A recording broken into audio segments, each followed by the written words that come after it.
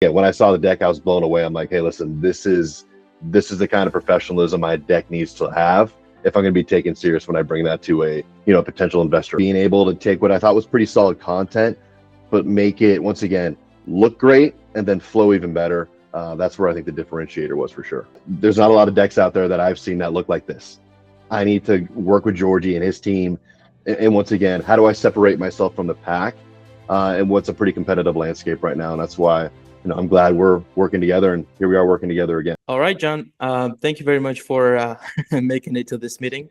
I appreciate it very much. I know you're a busy man, and your time is very valuable. So thanks for having me here. Now, I have just a few questions about our previous project that we've done together. Sure. Now, this was not an investor that we typically do in our agency. This was kind of like a partnership deck, company overview deck kind of thing. So Yeah. right now, I just have a few questions to go over the previous engagement.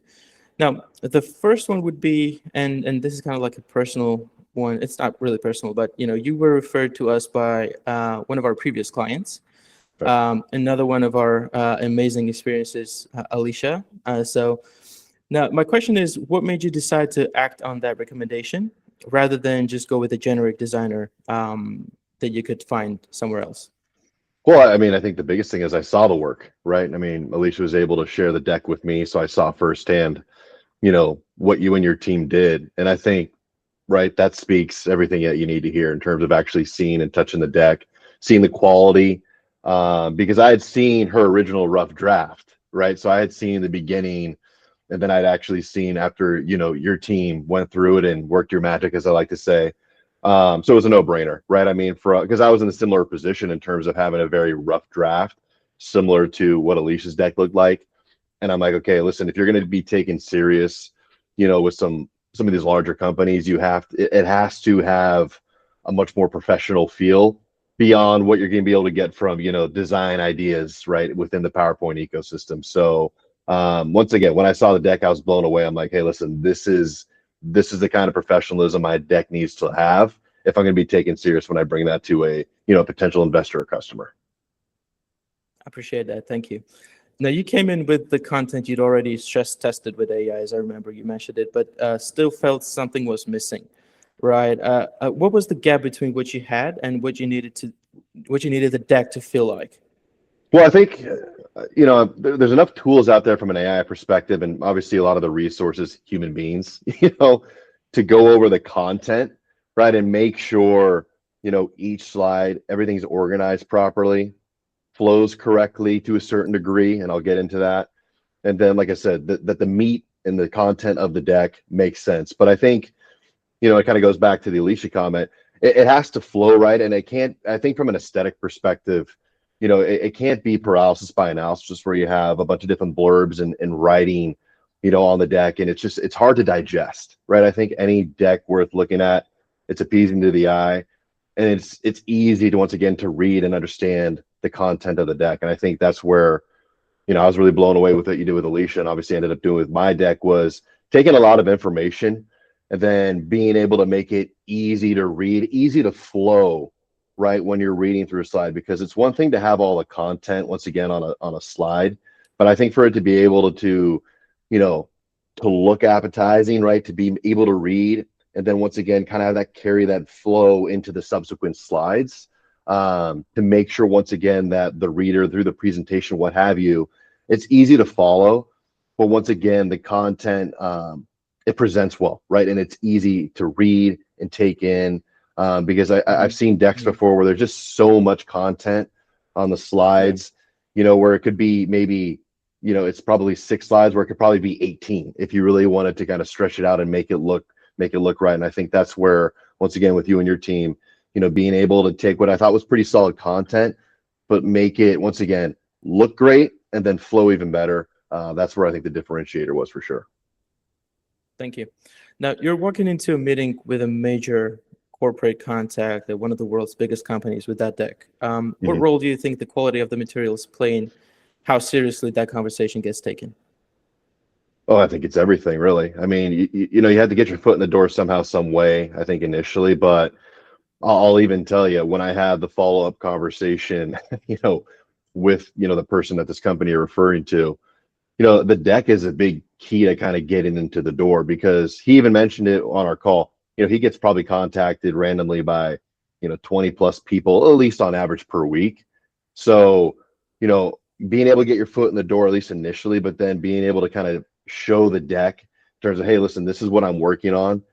I think the deck's almost your biggest selling point, next to maybe having a, connection who can get your foot in the door. But the deck, I think, is a huge piece of really, okay, this person's taking what they want to bring to me pretty seriously. So the deck, the deck is almost your biggest salesperson, really, at the end of the day, right? In terms of, I agree. you know. Mm-hmm. Thank you. And what was the moment you looked at the final deck and thought, yes, this is it. This is what I love and what I want to use on these conversations?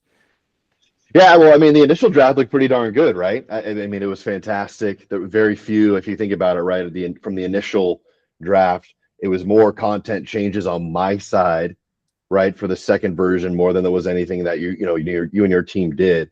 But I mean, I think when I saw the initial deck, I'm like, okay, this is exactly what I was hoping to see. Once again, we had a couple of revisions that we worked with together to make sure and change, but they were very minute. And then once that was done and you sent me the second version of the draft, I go, this is something I can take not only to the the corporate customer it was really catered towards, like we talked about, but you gave me able to give me the PowerPoint draft, and then where I can manipulate it and maybe change a little bit of the messaging to where it was a little bit more, it was more of a generic pitch deck, which was fantastic, right? I worked on that specific customer, but once again, I think with the content and the way that we kind of structured the deck with your help, with a couple of changes, it became a generic pitch deck, which was, fantastic. So that's where I knew I had something that I could take not just to this customer, but to really any customer at the end of the day. Yeah. I mean, those kind of revisions are really part of the process. They're normal and expected. So now the last one, and I'll let you go.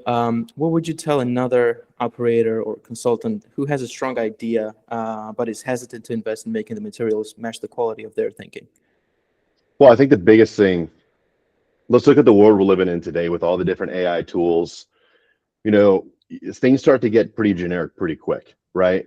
I've been talking with some other folks where you can, they're starting to notice trends in some of the decks that they're seeing where there's common themes. And I'll let people take that for what it is. But essentially, what is going to be your differentiator is, I think, the main question you got to ask yourself. And I think if you're trying to do everything by yourself, I appreciate the entrepreneurial mindset. Trust me, I understand that. But I think, I came to the point where I realized, okay, listen, if I want to take the next step forward with this deck, if I want to be really, once again, separate myself from the AI space, if you will, in the generic decks that you can get, generated through some of these different platforms, I've got to reach out to a professional.